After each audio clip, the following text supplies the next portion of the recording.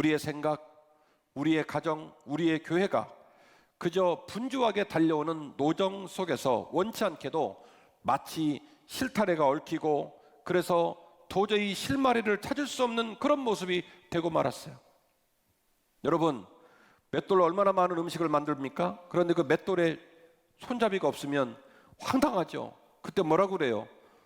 어처구니가 없다고 그러죠. 그 어처구니가 손잡이 이름입니다. 실타래가 있습니다. 실타래가 얽히면 도저히 그 실타래를 가지면 옷도 만들고 많은 일들을 할 수 있는데 그 실타래의 끝을 찾을 수가 없어요. 그래서 그때 쓰는 말이 뭐냐면 실마리를 찾을 수 없다. 실마리, 실의 끝을 찾을 수 없다는 말이 실마리를 찾을 수 없다는 이 말입니다. 많은 음식을 만들 수 있는 맷돌에 어처구니가 없고 옷도 만들고 천도 만들고 많은 일을 할 수 있는 실타래가 그 실마리를 찾을 수 없는 황당한 상황에 놓여 있지 않을까요? 이미 많이 잘못되었고 신음하고 그리고 그 신음이 우리의 내면 속에 골물대로 골맞다는 것을 상기시키고 싶었어요. 이 위중한 문제의식 속에서 오늘 말씀 앞에 여러분이 관심을 두고 오늘 말씀 앞에 아멘 하시는 용기로 나아가시기를 주의 이름으로 축원합니다. 첫 번째 진단에 관한 질문인데요. 사랑하는 성도 여러분, 과연 가정일까요? 교회일까요? 앞서 진단한 것처럼 우리는 최근의 인류 역사 중에 가장 혼란스럽고 난감한 시대를 살고 있습니다. 화려한 문화와 교육 시스템 속에서 우리 사회가 점점점 좋아지고 되게 선진화되는 것처럼 명분은 가져가고 있지만 우리의 안쪽에서는 골마지고 있고 썩어지는 말도 안 되는 상황을 우리가 목도하고 살고 있습니다. 그리고 이런 현상은 교회라고 해서 별반 다르지 않습니다. 신앙 안에 있는 우리는 가정을 어떻게 이해하고 있고 또 그 가정과 연하여 생각해 봐야 할 교회는 어떻게 이해를 하고 있을까요? 통상적인 개념들입니다. 믿음이 좋고 신앙에 헌신하면 가정에 얽매여서는 안 된다는 통념이 많이 교회에 흘러가고 있어요. 이 주제를 내세우며 참으로 민망한 것은 한국교회 신자들은 스스로 판단하고 스스로 가치관을 형성하지 않습니다. 아마도 이 강대상에서 선포된 메시지, 주의 종들의 메시지를 통해서 여러분의 의식과 여러분의 언어와 여러분의 가치관이 형성이 되기 때문에 아마도 그렇게 듣고 그렇게 배워서 그런 말을 하지 않을까 하는 생각을 합니다만, 믿음이 좋고 신앙에 헌신하면 가정에 얽매여서는 안 된다라는 통념이 소위 믿음이 좋다는 신자들 가슴에 흘러가고 있더라는 거예요. 주께 다 맡기고 십자가 앞에 헌신하면 너의 쓸 것과 먹을 것과 자녀는 주께서 책임진다. 반대로 가정을 중요하게 생각하며 그 믿음의 길을 걸어가는 사람은 절대로 신앙생활을 가정과 병행할 수 없다는 그런 생각을 갖고 있는 신자도 많아요. 가정을 소중하게 생각하고 가정을 지키기 위해 나는 교회를 등지겠다. 교회와 거리를 두고 살겠다. 과연 그 생각이 맞을까요? 우리 중에 누군가도 지금 그와 같은 가치관 속에서 예배를 드리고 계신 분이 있을 수 있습니다. 그래서 지금도 이 예배가 불편할 수 있습니다. 끝나자마자 집으로 가야지. 내가 너무 요즘 교회 다니는데 열심을 내는 것 같아. 가끔씩 빠져야지. 머릿속에 생각이 복잡한 분도 계실 수 있습니다. 왜냐하면 가정을 지키기 위해, 더 건강하고 더 좋은 가정을 만들기 위해 나는 지금도 그걸 고민하고 있을 수 있습니다. 그러나 조금만 생각해보면 이런 통념이 너무 속단적인 착각이라는 것을 우리는 금방 알 수가 있습니다. 앞서 언급한 것처럼 신앙이 너무 중요하여 가정과 자녀를 뒷전으로 하고 오직 교회 일에 함몰되어 사는 것이 과연 하나님이 기뻐하시고 하나님이 선하게 여기시는 하나님의 마음이실까요? 자녀가 부모와 살면서 부모의 사랑을 느끼지 못하고 부부가 종교적인 이유로 날마다 반목하고 갈등하면서도 가족 구성원 중 누군가가 하나님만 섬기는 것을 과연 하나님은 너무너무 기쁘게 생각하실까요? 하나님이 과연 그런 분이시냐 말입니다. 조금만 생각해 보면 참으로 민망하고 말이 안 되는 주장 아닙니까? 제가 사랑하는 하나님, 제가 존경하는 하나님, 제가 생각할 때마다 제 삶을 다 드리고 싶은 그 위대하신 하나님이 한 사람의 남편과 한 사람의 아내가, 한 사람의 아들과 한 사람의 딸들이 예수를 따르고 십자가를 섬기는 이유로 서로 반목하고 서로 소홀히 여기고 서로 함부로 여기는 것을 마땅하게 여기시고 그래도 된다고 생각하시겠냐고 여러분에게 질문하는 거예요. 자문자답하겠습니다. 제가 아는 하나님은 그런 분이 아니십니다. 제가 아는 하나님은 그걸 기쁘게 여기는 분이 아니십니다. 교회가 중요하다는 이유로, 신앙이 중요하다는 이유로 가정을 소홀히 여기는 것을 기뻐하시는 분이 아니시라고요. 반대로 우리 중에 가정이 중요하다고 생각하는 누군가는 아이러니하게도 말로는 가정이 중요하다고 생각하지만 실상은 가정을 섬기는 게 아니라 자식을 섬깁니다. 자녀가 가장 중요한 가치가 되고 자녀가 가장 중요한 우상이 되어서 주도권과 의사결정을 자녀에게 기준을 두고 거의 모든 기회와 에너지를 자녀에게 다 쏟아부으며 시간을 다 보냅니다. 명분은 가정을 위해서. 그런데 여러분, 그 말이 과연 맞는 말일까요?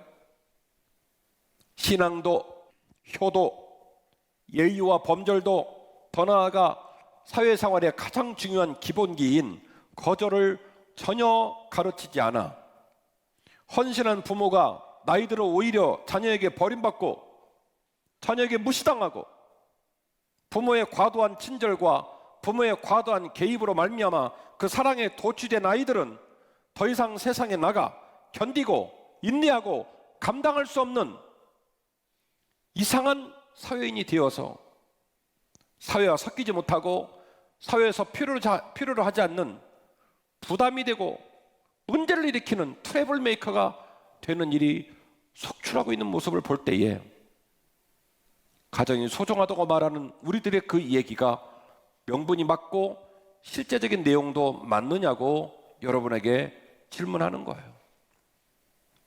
아빠와 엄마는 세상을 살면서 인생을 짐을 지고 사는 것이 너무 무거웠는지 자식에게는 거절을 가르치고 싶지 않고 말만 하면 하늘에 있는 별도 바닷가에 있는 모래도 다 퍼다주고 싶어서 자녀에게 절대로 거절을 가르치지 않은 채로 자녀를 사랑하고 자녀를 섬기고 자녀를 우상으로 떠받들며 평생의 시간을 다 보냈지만 그 자녀는 조금도 준비되지 못한 채로 세상에 나아가 다른 사람들에게 치이고 다른 사람들에게 비난을 듣는 어이없는 부적응자가 되고 말았다는 거예요.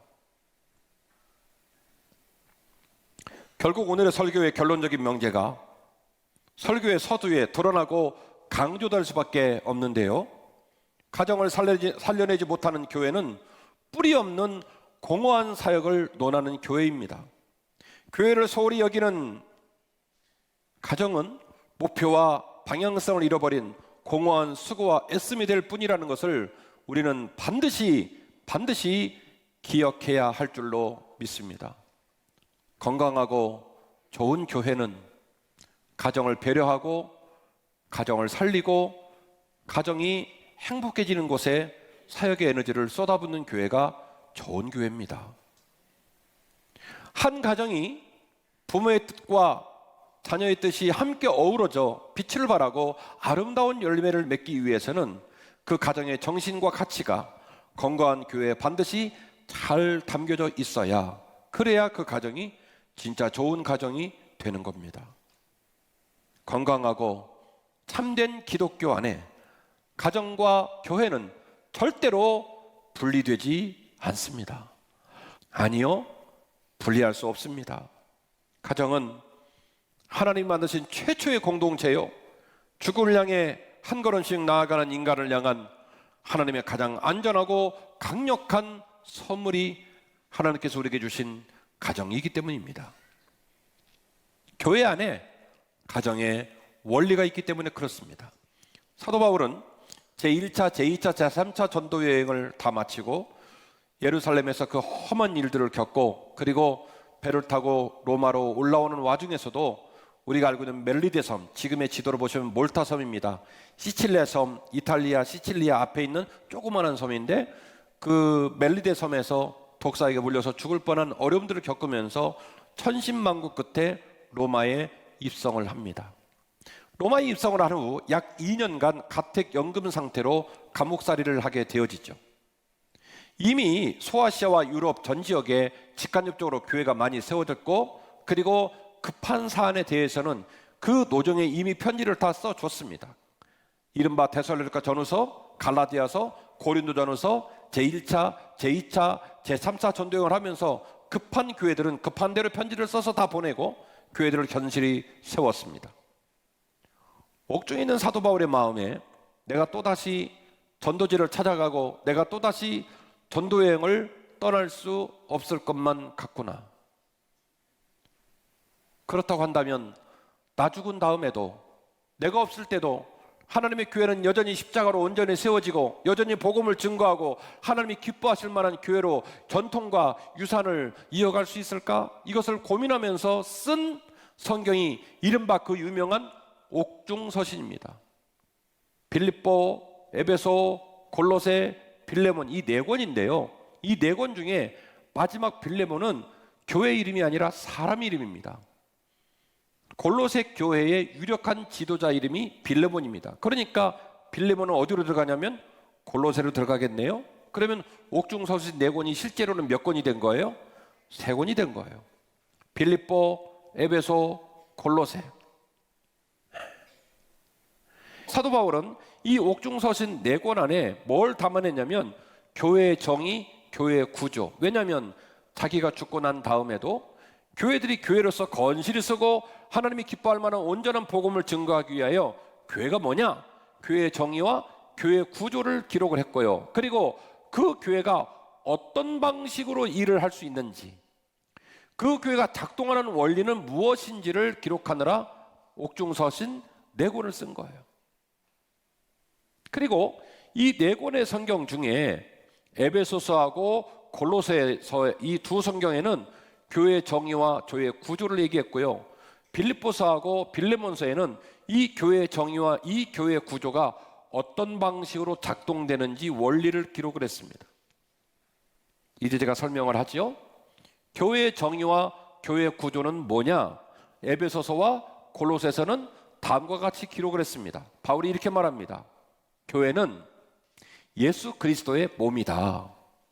교회의 머리는 한빛교회 담임 목사가 아니라 예수 그리스도이시고, 우리는 머리 대신 예수 그리스도와 몸 대신 예수 그리스도의 몸인 교회 속에서 지체로 살아간다. 누구는 눈이고, 누구는 입이고, 누구는 손이고, 누구는 발이니 우리는 한 몸에 붙어있는 지체가 되었다. 이것이 바로 에베소서와 골로새서에서 말하고 있는 교회의 정의와 교회의 구조입니다. 그리고 빌립보서와 빌레몬서를 보면 이 교회의 정의와 이 교회의 구조가 어떤 방식으로 작동되고 있는지를 설명하고 있는데요, 어떤 방식으로 작동되냐면 오직 그리스도의 사랑으로 서로를 사랑으로 섬기고, 그리고 서로를 대할 때 어떻게 불러야 되냐면 형제와 자매로 불러서 형제로 여기고 자매로 여기고 살라는 거예요.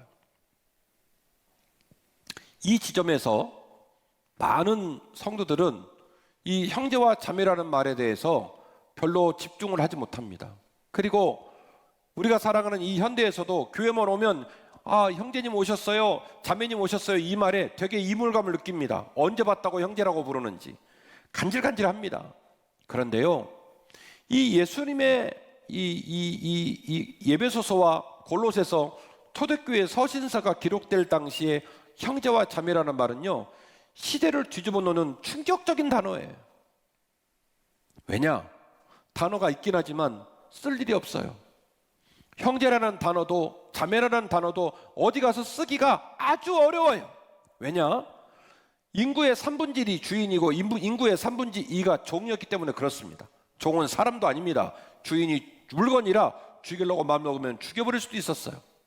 그래서 이 초대교회 문헌이 기록될 당시에 형제라는 단어와 자매라는 단어는 있기는 하지만 써본 적도 없고 쓰는 일을 별로 볼 일도 없는 아주 낯설은 단어입니다.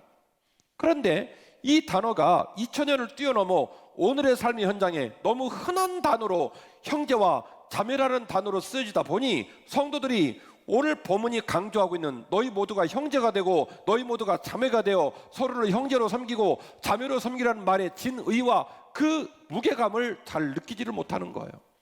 그저 그냥 간질간질하다라고 느끼는 거죠. 그런데요, 앞으로는 종이네 주인이네 갑질하고 굴림하고 발로 밟고 폭력적으로 대하지 말고 너희 모두가 주 안에서 예수 그리스도 안에서 어떻게 대하라고요? 형제와 자매처럼 대해줘라. 이것이 바로 교회 머리이신 예수 그리스도, 몸이신 예수 그리스도, 그 몸에 붙어있는 지체인 우리가 서로 하나님의 방식과 예수님 방식으로 살아가는 이라는 원리예요. 여러분, 그런데요, 놀랄만한 사실은 교회의 원리와 교회의 정의와 교회의 구조를 밝히고 있는 두 성경, 에베소서와 골로새서, 이 두 성경이 하나는 6장으로 끝나고 하나는 4장으로 끝나거든요. 그 각각 두 성경의 말미에 가정 얘기를 하고 있다는 거예요. 그런데 조금 더 깊이 주의해서 본문을 보면요, 에베소서의 말미에 있는 메시지와 골로새서의 말미에 있는 메시지가 마치 복사기로 복사를 한 것처럼 똑같다는 것을 아실 수가 있어요. 눈치를 채셨나 모르겠습니다. 사도 바울은 교회를 말하면서 그 교회의 연속선상과 그 교회의 마지막 단계의 최종적인 자리에 무엇을 상정하고 있냐면 가정이라는 단어를 상정하고 있다는 거예요. 그 말은 무슨 얘기입니까? 교회의 완성, 교회의 핵심은 어디에 있다? 가정에 있다는 거예요. 그리고 그 가정이 건실해지고 그 가정이 단단해져야 교회가 온전해진다는 얘기를 하고 싶은 겁니다. 교회와 가정은 분리되지 않습니다. 오늘 설교의 서두에 질문, 가정인가 교회인가? 답하고 싶지 않습니다. 왜냐하면 질문 자체가 틀렸기 때문에 그렇습니다. 가정과 교회는 분리될 수 없습니다. 분리되어서는 안 됩니다.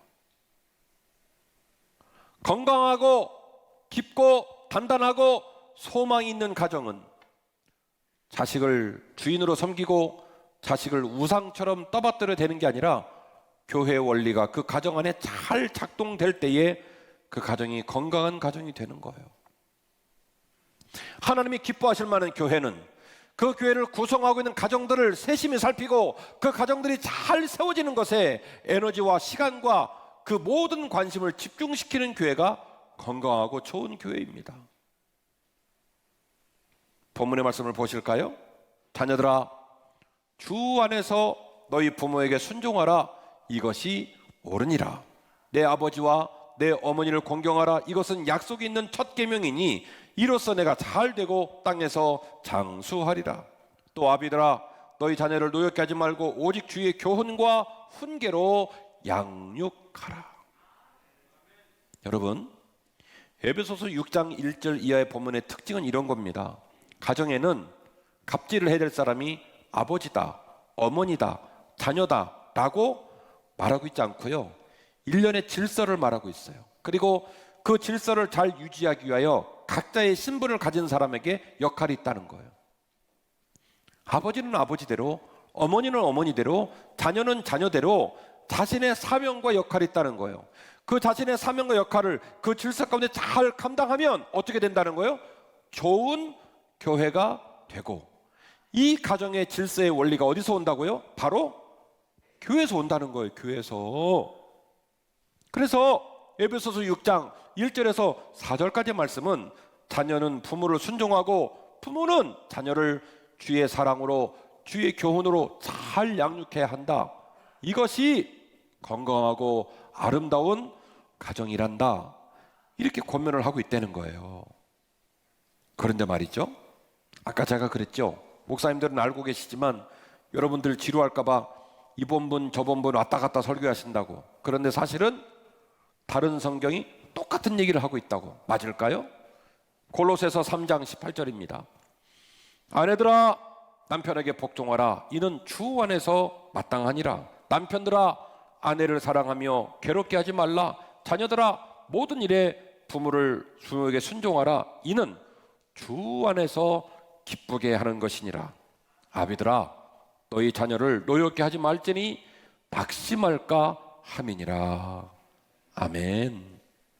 에베소서 6장 이하의 본문의 말씀이 마치 복사기로 복사를 한 것처럼 골로새서 3장에 정확하게 똑같이 기록이 되어 있습니다.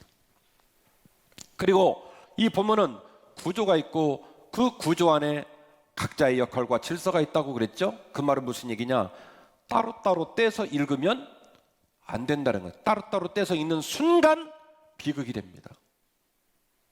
지금 여기 앉아 계신 분 중에 4분이 지금 오늘 본문에 집중을 하고 계십니다. 집에 가자마자 아내들아 남편에게 복종하라. 이는 주 안에서 마땅하니라. 이걸 인용해야지 마음을 먹은 분이 4분이 계십니다. 그랬을 때 나는 이렇게 맞받아쳐야지. 남편들아 아내를 사랑하며 괴롭게 하지 말라. 난 이렇게 대변해야지. 6분이 계십니다. 오늘 보면은 자신의 처지와 입장 속에서 따로따로 다 분해시켜서 자기가 듣기 좋은 얘기만 가지고 말해서는 안 되는 본문이에요. 왜요? 오늘 본문은 공동체성을 갖고 있어요. 무슨 특징이요? 교회라는 공동체성. 그 안에 구조가 있고 질서가 있고 그 구조와 질서를 튼실하게 하고 건강하게 하는 각자의 사명이 있다는 거예요. 남편은 남편대로, 아내는 아내대로, 부모는 부모대로, 자식은 자식대로의 사명과 역할이 있다는 거예요. 그래서 오늘 본문의 말씀은 따로따로 떼서 읽으면 안 되는 거예요. 통으로 같이 읽어야 돼요. 그랬을 때 오늘 본문이 살아요. 아빠도 아멘, 엄마도 아멘, 자식도 아멘. 결론입니다. 가정이 가장 소중하고 가장 소중한 가정은 교회에서 이제 진짜로 강해집니다. 가정이 가장 소중하고 가장 소중한 가정은 교회에서 진짜로 강해집니다. 현대의 거의 모든 가정은 형태와 구조는 남아있지만 그 내면과 실제는 이미 깨졌거나 대단히 위태로운 상황에 놓여 있습니다. 변명할 수 없는 팩트, 여러 가지 지표들이 이미 다 통계 수치로 나와 있습니다. 우리는 이 사실에 대하여 진솔하게, 겸손하게, 그리고 심각하게 우리의 삶과 가정을 반드시 돌아보아야 할 필요가 있습니다. 가정은 하나님이 최초로 만드신 기관이요, 한 사람의 인격과 삶의 태도, 그리고 죽어갈 수밖에 없는 인생을 복되게 할 하나님의 지혜요 가장 강력한 안전망입니다. 오늘 말씀에 우리 모두가 순종하고 가정을 위해 쉬지 말고 기도해야 합니다. 하나님께서 우리 교회의 신앙생활을 통해 우리 모든 가정을 살려내시고 따뜻하게 하시며 회복하고 풍성하게 하시기를 간절히 기도해야 할 줄로 믿습니다.